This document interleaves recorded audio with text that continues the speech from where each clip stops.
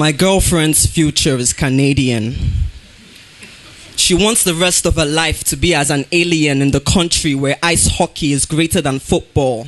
And I imagine our kids will be bookworms, so it has me feeling salty. Because the fact that the facts my kids will adapt are anti-Semitic is matter of fact faulty.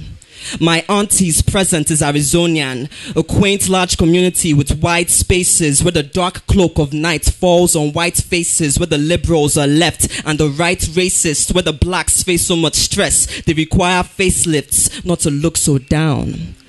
My best friend's master's is Brown, an Ivy League university in an American ghost town with pale geniuses whose IQ doesn't match their EQ, so they might just liken you to some of the backward civilizations they see on National Geographic. Not knowing the only thing you have in common with that demographic is the NG, as in Nigerian.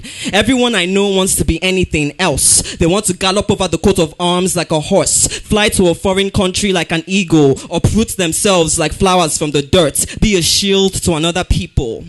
Nigeria go better. This has become a white lie and no one can tie and dye it back. Not when the youths just want to be stars on the American flag. They don't see that Europe gives Europe just to go hang yourself. Whoa, whoa. Mandela had a long walk to victory. They'd rather take a long stroll to Italy. And the way everyone is starving for traveling is eating me. Because I may not dress, speak, or act Nigerian, but it's in me. Yeah, I want to go to a nice school like Simbi, but I also want to save this country, Control S. But it's going to take us all, Control A. We can't just cut ourselves off like text in a document, paste ourselves up in another land or continent. You have something that we need, but you want to get off the grid. For what? Greed. Blood is something you cannot get rid of. Read your rich history and see your bid to stay in the white man's land makes you like the diamond necklace that wanted to be on another neck so bad it became a bead. What's even worse is when you see seeds that are supposed to be trees in this forest say they want to see seed. Well, forgive me for raking like a gardener. I just think that we'd be better off staying planted in our own soil than pulled out like weeds. So if you believe branching out is how a man lives, then go ahead, leave. But going their broad way is a broad way, and few they be that find it. You cross country to a cross country that takes your identity and crucifies it, washes its hands of all guilt like Pilate. Tonight you will be with me in paradise, says the Virgin Atlantic pilot. The false prophet oversells, and you, Bolo, you buy it.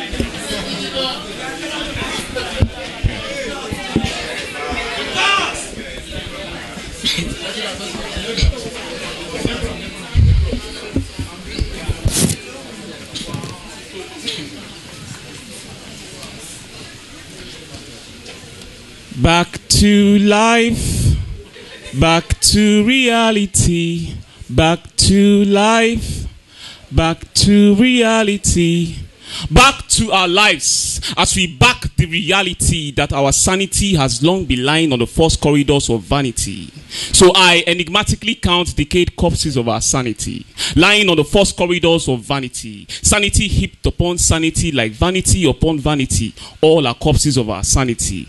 So a minute silence. A minute silence for our sanity has been murdered by vanity. Immorality. See, love is now an excuse for sex. So baby, if you love me, let's bang, bang, bang. After 6 months, we nag, nag, nag and move on to the next. Even a 14-year-old already has an ex. But why? Why does sex sell and abstinence is like being locked up in isolation? A virgin is lured into love making and she feels her defiler is her true love. Insanity. See, boys now take pride in how many dark tunnels they are penetrated with their milky pipe, yet they would want a virgin for a bride. Man, no longer satisfied with the creation of his body, so the man in the hood wants an enlargement. Tell me, where is our sanity? Steve Crown and Frank Edwards are only played on Sundays. Musicians with whack erotic lyrics now win numerous prestigious awards. It seems we are lost in the emptiness of lost only thinking backwards. We are living, but in reality our sanity has long been lying on the false corridors of vanity. Our mindset has gone mobile. So iPhone 7 times, and it cost me 7 times my school fees. If you got no money, you got no friend, no one to trust. Yahoo boys are mathematicians, so they take away a loved one just to get a plus. Brazilian hair is a must. We see our skin pigmentation as a disgust. No wonder Caro is now white, but her ankles and knuckles are as black as her uncles. Her face looks like she has been kissed by 1,000 chameleons. Let's stop the bleaching, because even life is not fair. And it isn't fair, because Mondays to Saturdays we are no brothers keeper. But on Sunday we play the perfect role of a preacher. Words like, thank you Jesus, church things. See, you cannot fool God with such things. Clerics and ministers are ministers twinkling with fleet of cars. We are fuming, frustrated farmers. So we sadly sow seeds in doubt. Because last week our pastor bought a brand new jet, and we don't know how it came about. At the end of every month, it seems some mocking Christians are in a tight corner. See, what I'm trying to say is, life is a circle,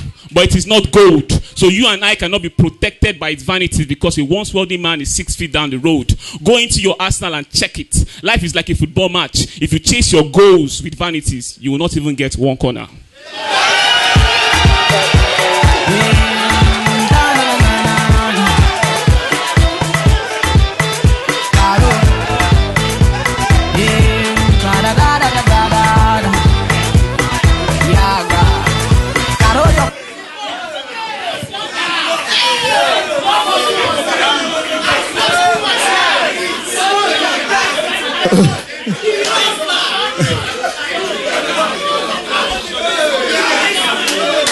When you finish screaming, just realize that the judges are in a very tight corner,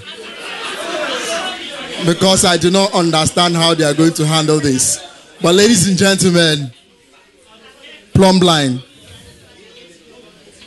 10 10 10 10 10. Okay.